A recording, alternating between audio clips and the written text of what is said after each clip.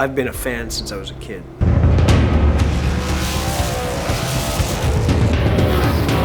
Before I even understood how special it was, especially now this day and age, to have that much horsepower with no driver aids, with no ABS, with no traction control, just nearly 900 horsepower flying down the track. It's such a rush in the driver's seat.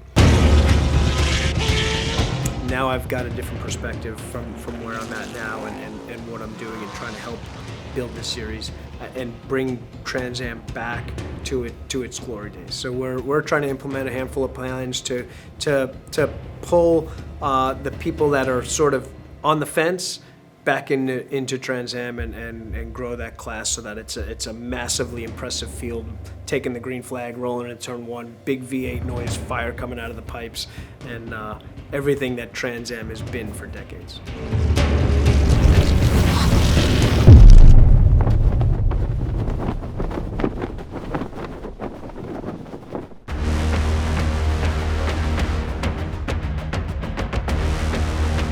One of the things that you can count on in the Trans Am series this year is that one of your sessions, at least one, is going to get rained out or you're going to have a wet condition. And that's no different here at Mid-Ohio.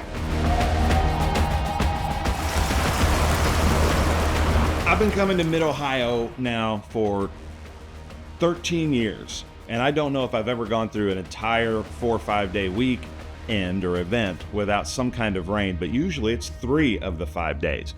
You get here, it's the practice day, you're ready to test, get your car ready to go for the race, and what do? It's wet here. And it's like for a week leading up to Mid-Ohio, because of the weather here is so fickle, I pay attention to the weather coming into this race kind of like no other. And when it was coming down to, I saw that it was only Thursday was going to be a possibility of a wash.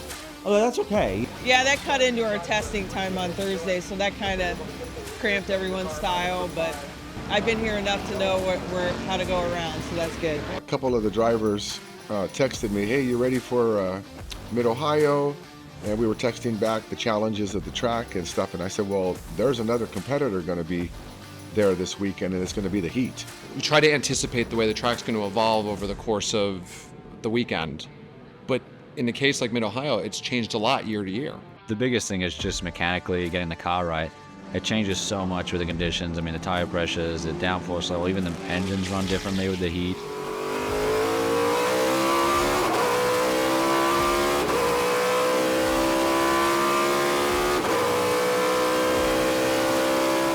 A lot of the setup kind of cookbook that you had maybe doesn't apply all of a sudden. So you're scrambling, trying to figure out where it's going to end up. So there's a little bit of an educated gamble when it comes to the setup, and you hope you get it right. No, sometimes you do have to gamble. Regardless of the temperature, I think the gamble comes if you're just off in the couple practices to where everybody else is. You might be P3, P4, P5, or you just can't get that extra half a second or second. That's when you gamble, regardless of the weather. You have no way of knowing, but you hope that your setup is good enough to withstand the grip levels and different variations of the track. It was a struggle for us in practice. We tried some things that we thought were directionally accurate. All weekend long, we just never felt like the car was really in the track. Kind of real slippery, it was hot, obviously greasy. And then we did a big change going into the race, just knowing that if we didn't do something, we're gonna probably run third. But I know Paul, he wants to win, and he wants to win out. He'll try and win every single race. If the win isn't there, he'll still finish second. If second's not there, he'll finish third and bag points. So, he's on his way to his next championship, but stay tuned. You never know when somebody's gonna show up and go, all right, I'm gonna win now.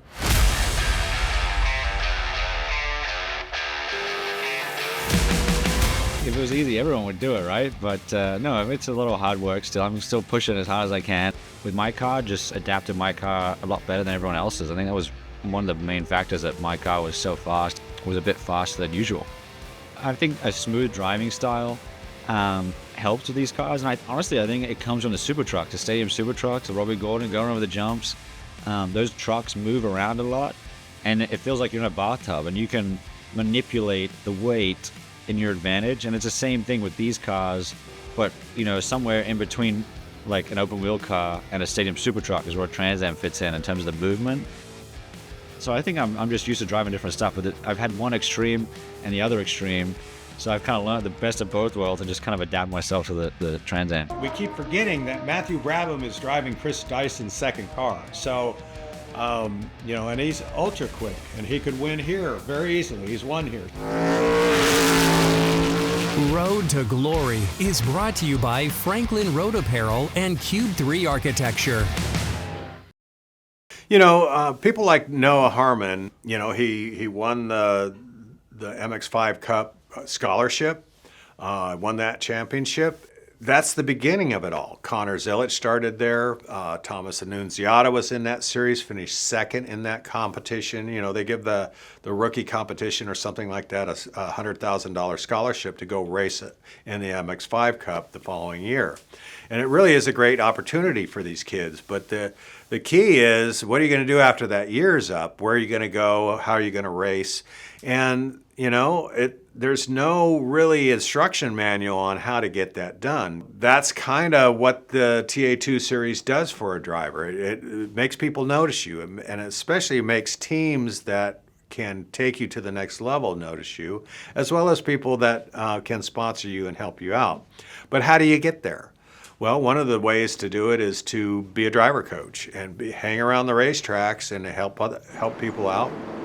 We're here at VIR with the SCCA doing Suspect Miata racing. I'm here mainly doing coaching with Bob Mueller. His car's over there. He helps me a lot with the TA2 stuff and my MX5 stuff. He's the owner of Street Side Classics, who sponsors my car. So we're doing some coaching here with him. Right now I'm just downloading data off these cars so we can start comparing them.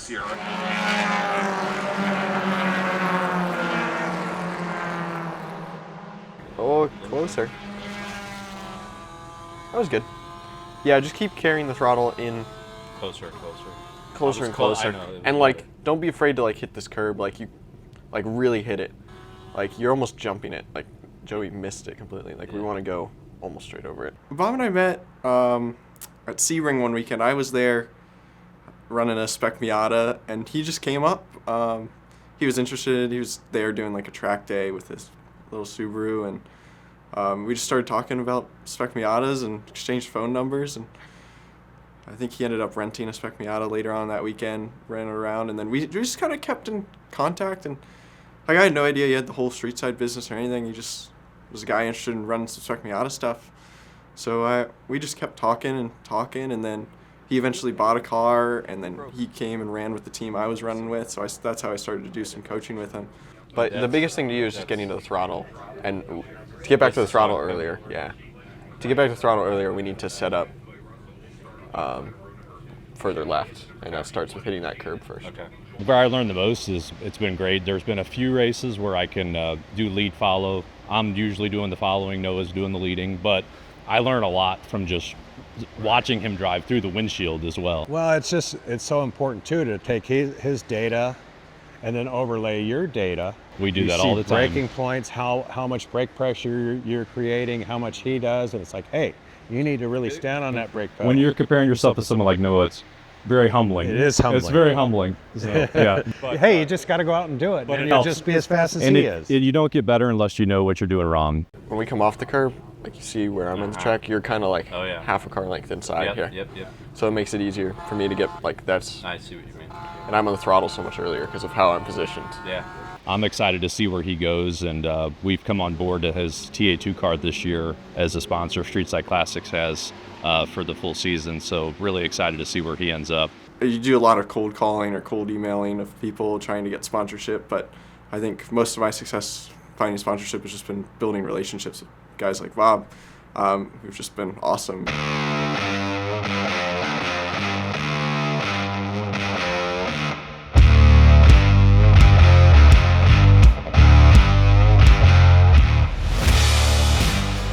a sponsor on Noah's car, people will see that and go, ooh, Street Side Classics, let's look that up, and bang, see an uptick in business. Yeah, I would agree. I think if there's any place in motorsports today that we would find overlap with our business, being that we do sell some of the newer exotic cars for sure, but our core demographic is more of the muscle car, your Chevelles, Camaros, classic Mustangs. Those are going to be more of, I think, for sure the Trans Am crowd, because like we talked about earlier, I mean, they're just so visceral and raw. Yeah, one of the things, Franklin Road Apparel, it's a men's clothing boutique in Franklin, Tennessee, but it's also a brand, and I like to sponsor young guys and help young guys that need to make it through the end of the season and they just run out of money, or I'm kind of that sponsor that likes to help young guys make it in this world.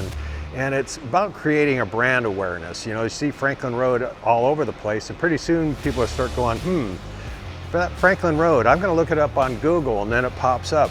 Right. Is it kind of the similar way with you? I mean, I think there's a lot of direct overlap with our brand and Trans Am without question. As far as our decision to partner with Noah, I've been a motorsports fan since I was a kid. I didn't grow up watching baseball or football with my dad. I grew up watching NASCAR, but over the years, one of the things I haven't necessarily liked about motorsports is that, if you're a great baseball player, you're a great football player, usually there's a path for you to make it to the top. Yes. And in motorsports, especially, I would say recently, that's not been the case. It's almost like money before talent.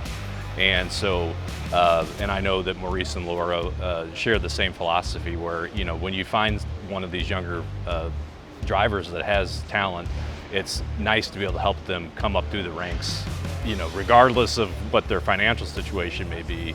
It's nice to see them be able to rise through the ranks just on talent alone. Without that help, these kids just may not make it. I don't care if I sell one t-shirt out of this. That's not about that. It's about giving back. For me, at least with Noah personally, he takes it very serious. I've seen other younger people at the track and, maybe their dad's forcing them to do it or kind of edging them along. Like, Noah wants to do this as a career. He wants to be a professional racer. So everything that we do, it's, we're not out here to play games, or we're here to have fun, but we do take everything very serious from the data coaching, and then he approaches his races the same way.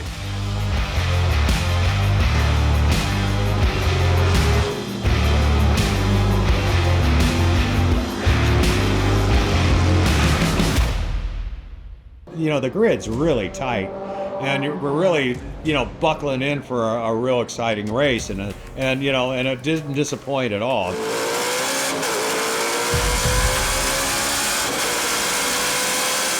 My start was chaos.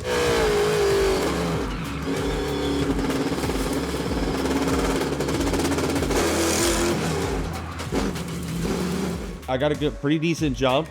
No wheel spin or anything like that. I may have pulled a short shift a little early, and that hurt me a little bit on some of the run that I got down there. But those Fords have a little bit on us. We got to get to work on the torque of our Chevys, because they just pull right there, and that was really evident.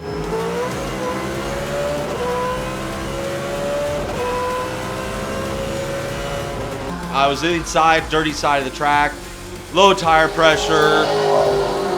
Pretty cold tires, because a lap and a half of pace lap's not a whole lot around Mid-Ohio. Like I said, no surface grip, so you're not really getting a lot of heat built in the tire. Mainly through brake heat is all the heat you're getting into the tires. So all those accounts, really flew in, and I lost the rear end of the car a little bit. But then in that mayhem, when we hit, it spun the wheel in my hands, and my hand hit the pit speed limiter on the steering wheel. So now I have a pit speed limiter going up the hill, and I clicked that off, and the power kicked on, and that hit me into David Paterick. I didn't know that we actually got contact until after the race. I thought I trying to roll around the outside and try to keep momentum, and at the inside it just went out on me.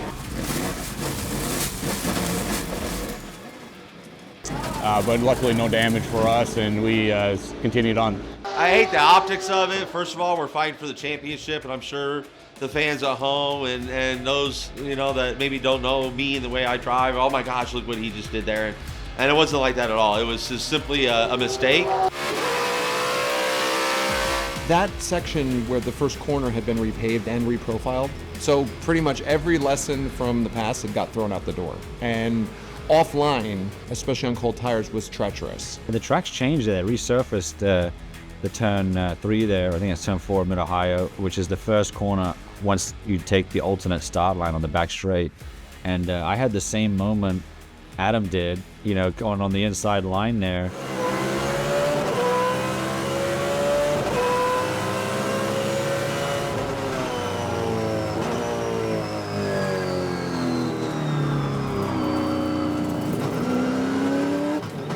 And I thought at first that I might have just pushed Menard off on the outside, but I think I was just further into the corner and Adam was on the inside, and I kind of saw it happening in the mirror. But the track's changed. It used to be a banked corner, and now it's flat, obviously after Simon Pagenaud had his big crash there. So it's kind of sketchy on the start, low pressures to kind of send it in there.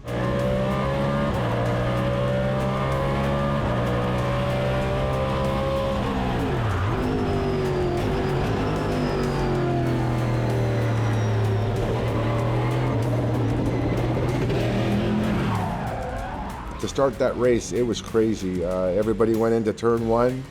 Everyone wants to make hay as soon as you can, right? And I avoided, I have pretty good presence, awareness when it comes to a lot of cars around.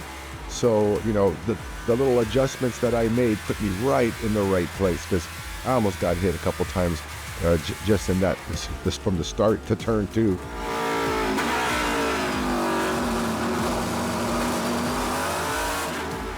I went from like I said, 4th to 5th. I came right out in 3rd, and we were the top 3 were going. It was chaos, but thankfully not race-ending, or really, I think, honestly, it created a little bit of excitement for the fans sitting over there. But we all went on with our business from there. We were fast, and then the engine woes came. We think we broke a piston. We won't know until you get into it, but something definitely on the right bank of the engine. All the vitals were good, so nothing catastrophic. Sure, we're in a points championship. We'd love to try and limp home, but it's just wouldn't be the smart thing to do.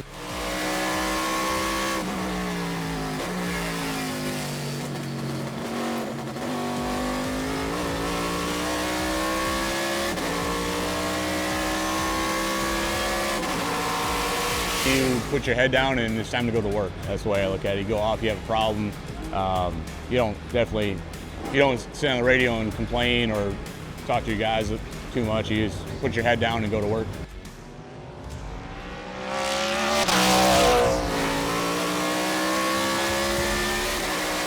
I actually told the team, I said, just tell me what the gap to Paul is every lap, so I know his speed, because I know if there's a yellow, then the race is going to be back on. He had caught up to Tommy Dreese for a podium finish. Tommy was running 3rd.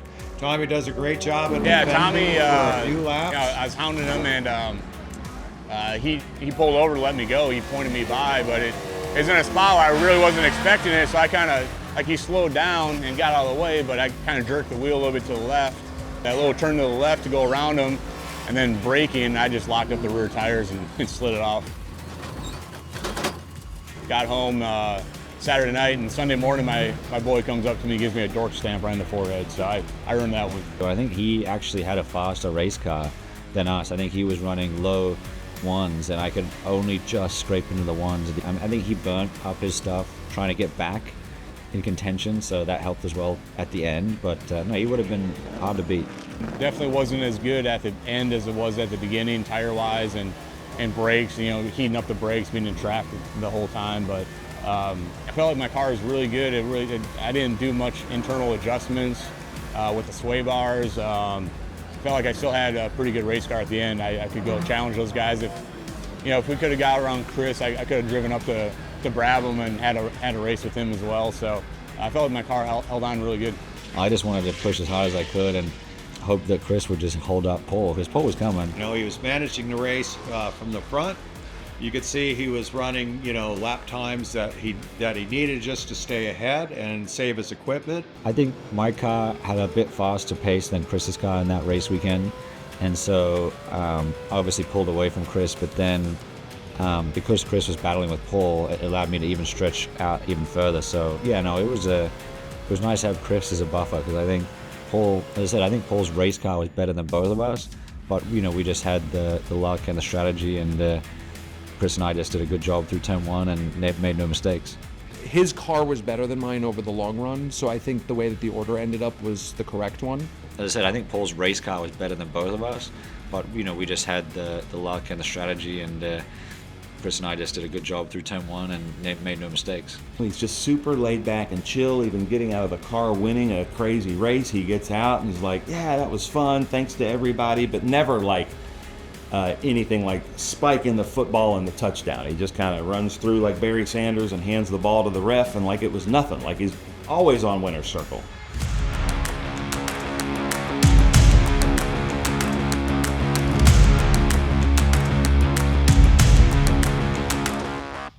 And they've told me, like, there's no added pressure, right? Like, it's okay no matter what happens. But in my mind, like, I know I can compete at the front, and I want to compete at the front.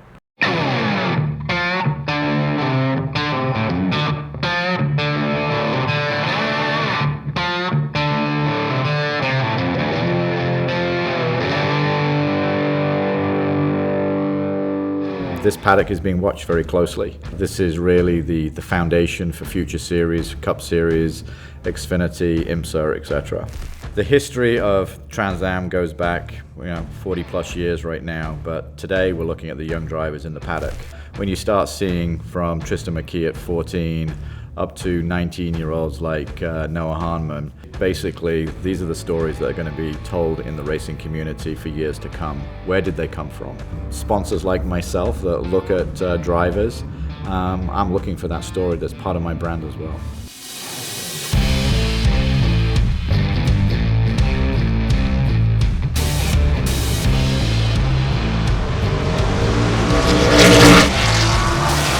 This younger generation is very competitive. They were brought up in a competitive environment, but also watching them, they're all friends. They've either karted together, they've raced together, and but really it's the Jacqueline High. When they put the helmet on, they're in race mode and they're competing against somebody that could be their best friend. I think Connor's a lot of us kind of, I don't want to say, I mean, he's a good person to chase, right? Like he's done it all. Like I worked with him, or we were teammates a few years ago when I did my first Spec Miata race.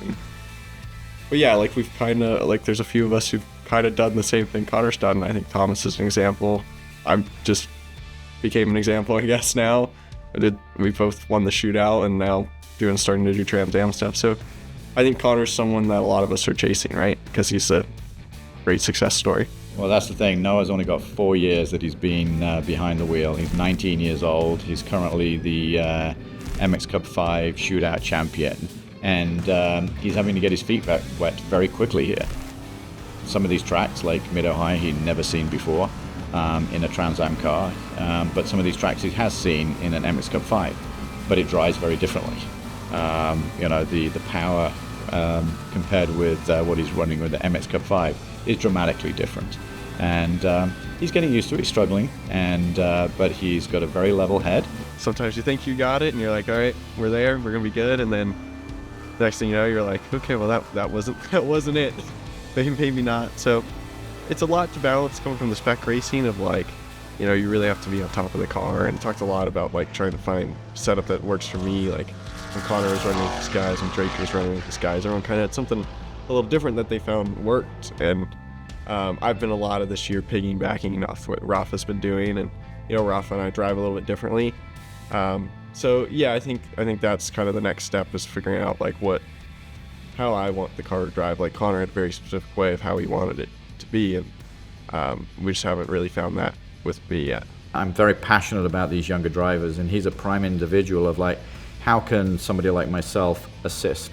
And that is not necessarily, on the financial side and putting him into a sponsorship. This is on the business side. We always want to show the character of you, because you're the personality that is going to be the brand and everything else here.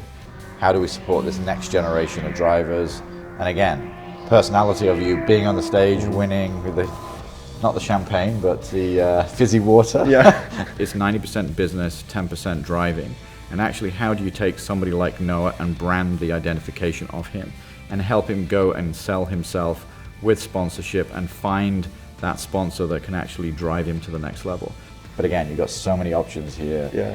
Probably a little overwhelming for you. So it's a lot of stuff to look at. And like I know you like the blue. And again, like what does it look like? And when you start to say, where does it come in the world of the car? And you also got to think, when you take the Noah Harmon racing out of it, what do you actually see? Can you see the logo and everything else? So again, and that's more a little bit traditional, but again, the problem with something like that, the racing, it's very difficult to actually see on a script. Yeah, it was really an eye-opening experience when Nick and I started talking about it, and I mean, he put a lot of work into it and a lot of resources. Like that's something, like all those logos, I mean, that for me to go out and do on my own would have cost a lot of money, and that I don't have. So many ideas. It keeps going. And it keeps going and it keeps going. I think that potentially looks a little too much of the world of political. But again, thinking about how it all gels together. So it just gives you an idea. For Nick to use his company resources is really amazing. And we've narrowed down a logo now, and it's really important to have that brand. In some respects, he is late to the game. He's not the 14 and 15-year-old that have already got some contracts out there. He's an individual that needs to be recognized quickly, and with that social media, through TV, he will be seen. But he's being seen right now in the MX Cup 5, and people like the IMSA Worlds and Xfinity Worlds are watching him closely. So what do you think? It's amazing. I mean, you saw what I had before. It's a lot better. It looks really nice. So it looks awesome. It's, as I say, Mike, being an architectural and graphics company, we have the opportunity to help out young drivers like yourself, and giving you a brand and everything else that you can then take to the next level. It's really cool. I mean, it's definitely something I've never seen before. I mean, Nick's very involved in the series. We talk every week just about what's going on, what's coming up for the next race, and what's changing in the series rules-wise. So it's a really cool relationship, and like how he's so involved in the series, and he knows everything that's going on. The Cube 3, the orange cube, wherever we go, wherever that's seen, has to be something that we promote around the United States. Being a national organization, national architectural and design firm, we change communities all over the United States. But my passion goes beyond Cube 3. It goes to the racing series, it goes to Trans Am, it goes to Pirelli Motorsports, and that's the greater passion. It's not just about Cube 3. It's ensuring that this entire racing series succeeds and gets to the next level.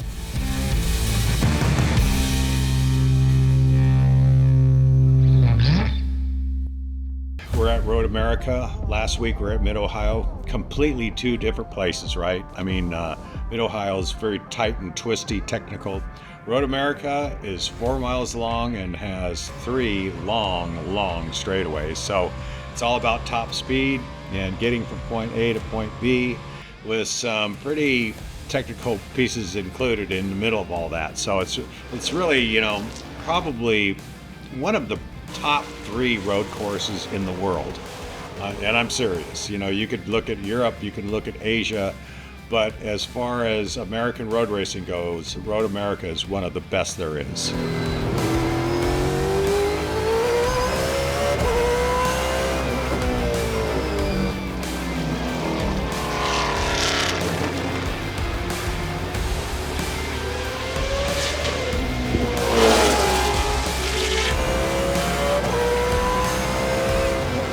It's like a long roller coaster here. It's so much fun. I remember, playing this track on video games when I was a young kid, and I'd always get lost halfway around the track and forget where all the corners went because it's so long. But it's one of the best tracks in the US, and it's got so much character, a lot of history, a lot of good stories from Siebkens. Yeah, I mean, obviously my dad raced here, had a lot of good stories, my uncle, family, a lot of history. And Trans Am, this track is just something that works. I think in a lot of ways it's one of the rare tracks that everybody who comes here, it's a little piece of a homecoming because it's a road racing mecca. It's the center of the U.S. It's kind of one of the most historic and prestigious racetracks.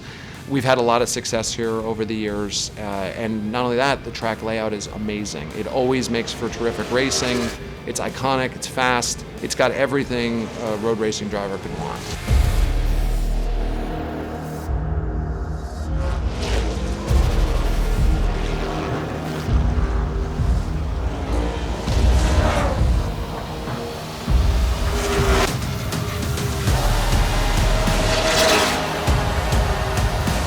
think this place has got a lot of cool aspects of the whole racetrack.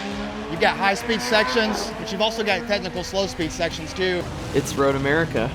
It's fast, it's long, it's really challenging. It's top 3 of my favorite tracks. Man, it's 4 miles, you know, and you know, a lot of people think, well, the big straightaways, right? So you get that big monster speed that these cars can do, you know, over 180 miles an hour. But there are some technical aspects. There's 6-7 corners that are low speed mechanical grip just before all these mid to long straightaways. I always say this about Road America, and you know, when driving a TA car, and I say it to the TA2 drivers a lot to give them the tease. This place was built for a TA car.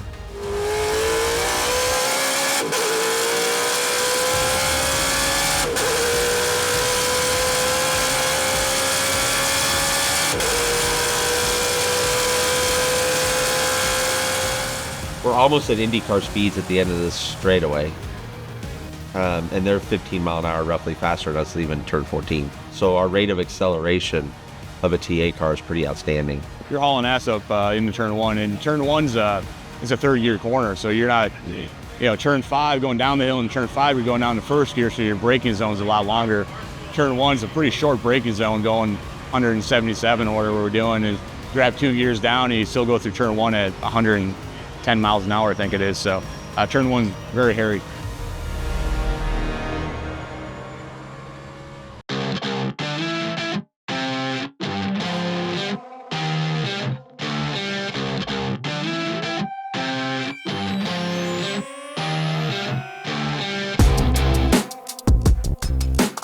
I notice as soon as we hear Matt Brabham's going to be here, everybody in TA is like, oh, well, we got more work cut out for us now. He is young, he's fast, he's fearless, kind of quiet, reserved, but he's an animal behind the wheel when he gets his helmet on. We're very lucky we get to trade in a very, I think, pretty rare air here. You know, we're talking about tenths and hundredths of a second of separation, and at a very, very high execution level. So anytime you're racing with anybody here that's in the top 5 or 6, you're up against a driver that knows what they're doing. And very often what it comes down to is, were they able to get the setup right? Are the tire pressures good? You know, it does come down to the basics.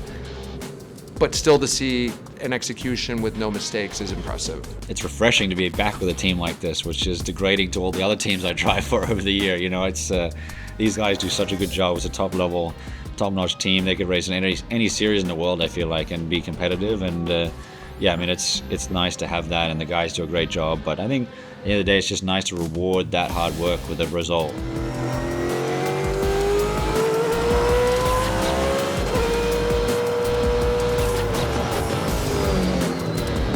Yeah, and I was jealous of the car he was driving because I could see it. I could see how the front end was as good as it was. Giving the wins to the team like that, I mean, if they were putting that much hard work in and that much preparation and getting no results, you know, it'd be a little bit deflating. So it's nice to keep the guys' spirits up and keep them working hard.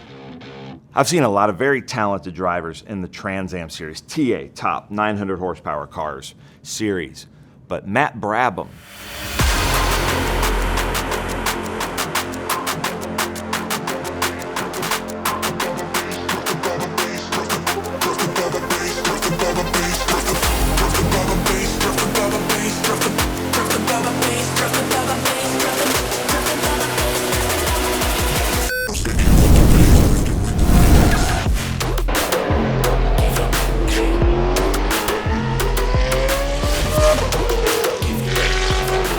TA qualifying just got finished, and you know, Matthew Brabham can just pull the trigger whenever he wants. I've learned with this tire, I got my own little secret way to bring in the tire, and obviously I don't want to give my secrets away. Beginning part of qualifying at Mid-Ohio, I thought the car wasn't running well, and I thought maybe he was going to pull in.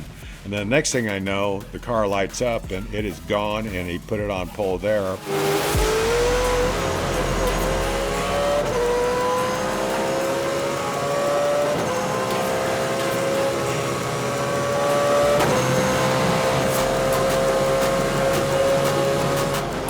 they had a red flag. The qualifying time was condensed into 10 minutes. So, this is a 4-mile track. It's a 2-minute plus lap. So you got to get warmed up on lap 1 and then go out and run some hard laps. And Matthew kind of was cruising there for a little while, a couple laps, and saw the times up on the board. Chris Dyson was on pole for a little bit. Paul Menard was second. Adam Andretti was third. And then Matthew pulled one out and laid it down and put the car on pole.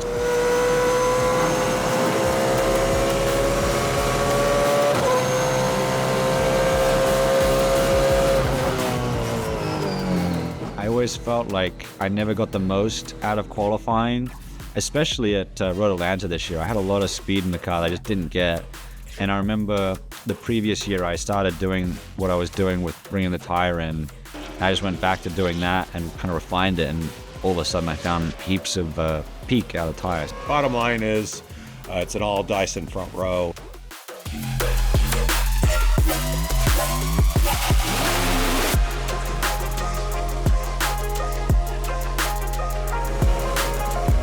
Road to Glory is brought to you by Franklin Road Apparel and Cube 3 Architecture.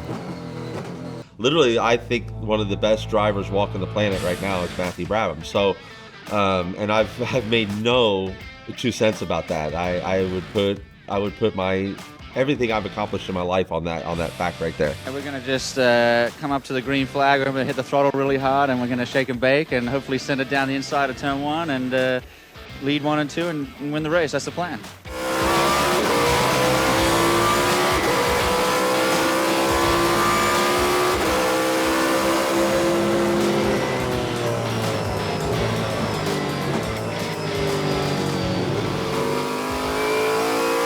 Chris has won here twice before. He's the only driver in this Trans Am field with TA race wins here. He won in 20 and 21, and he's looking to make it 3. If Chris Dyson wins another race, and I know it's early in the race here, but he ties Tommy Kendall with 28 wins on the all-time list. Mathematically, with what's happened with Chris Dyson, everything would have to work in his favor 100% to be running for a championship by the time we get to Circuit of the Americas. But Dyson Racing, even with the adversity they faced and Chris having to miss races early on in the season, they want to be there. They want to be on the podium of the championship. They want to be in the top 3 in the championships. I think absolutely, especially when some of the circumstances this year have been difficult. Clearly, Sebring and then Lime Rock were not situations where we were expecting those outcomes.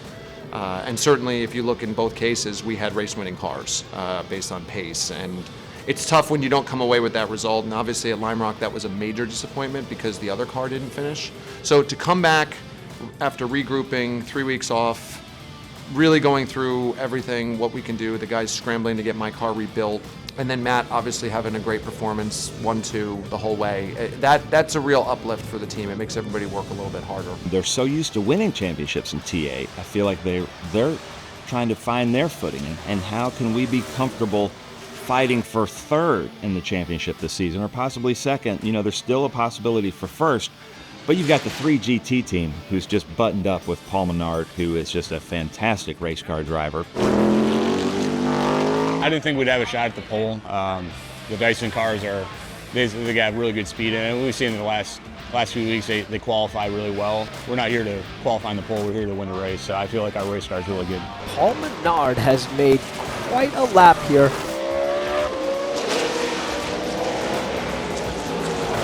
About half a second faster than the leader on that lap. And like we were talking about, now he's got a little whiff of that draft. That not only is his speed, he's obviously quick through the tight stuff. That's going to suck him up even closer to the back of Brabham's bumper. Getting to the race, Paul Menard is, first half of the race, the fastest car on track. He's in 3rd place. Matt Brabham's job. Matt Brabham gets passed at turn 1, a great pass. Chris Dyson makes a great pass at turn 1 on Matt Brabham. Now Matt Brabham is behind his teammate. Matt Brabham's job is to make his car as wide and slow as possible. Andretti taking advantage of Paul Menard there, as well as Tommy Dreese slotting into 5th place just in front of David Pintaric.